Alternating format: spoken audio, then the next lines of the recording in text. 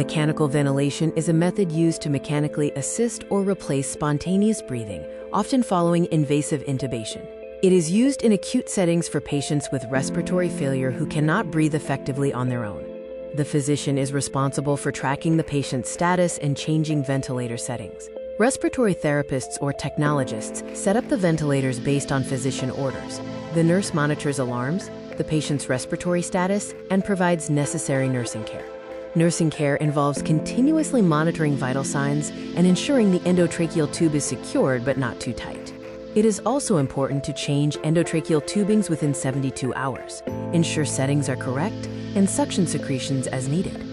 Hygienic necessities include oral care every 4 hours and changing the patient's position every 2 to 3 hours.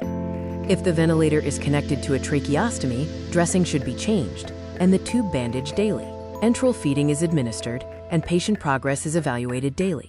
Observe physical signs like color, secretions, breathing pattern, and consciousness. Regularly observe the tidal volume and pressure manometer, intervening if abnormal, such as suctioning if airway pressure increases. Monitor for adequate fluid balance and signs of hypoxia.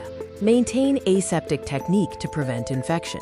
Mobilization should be done every 6 to 8 hours. Perform passive range of motion exercises every 8 hours to prevent contractures and venous stasis. Develop alternative communication methods for the patient.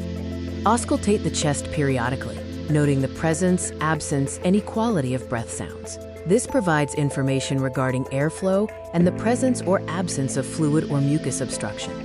Elevating the head of the patient's bed while they are on the ventilator is both physically beneficial.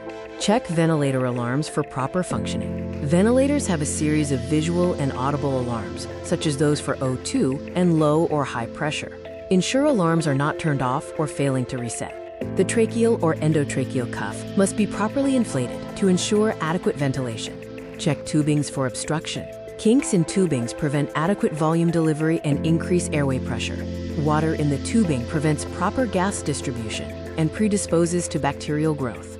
If weaning is attempted, assist the patient in taking control of breathing. Coaching the patient to take slower, deeper breaths and using relaxation techniques can help maximize respiratory function and promote comfort. Suctioning is required for patients with an artificial airway who cannot cough effectively, facilitating the mobilization of secretions. This can be done using an open or closed suction system, with appropriate negative pressure set on the vacuum regulator. Obtain a chest X-ray as ordered by the physician. This is done to check if the tubings are properly in place. Find alternative means for the patient to communicate, such as mouthing words, writing, or pointing to communication boards. Communicating with these patients requires patience and dedication to ensure their needs are met.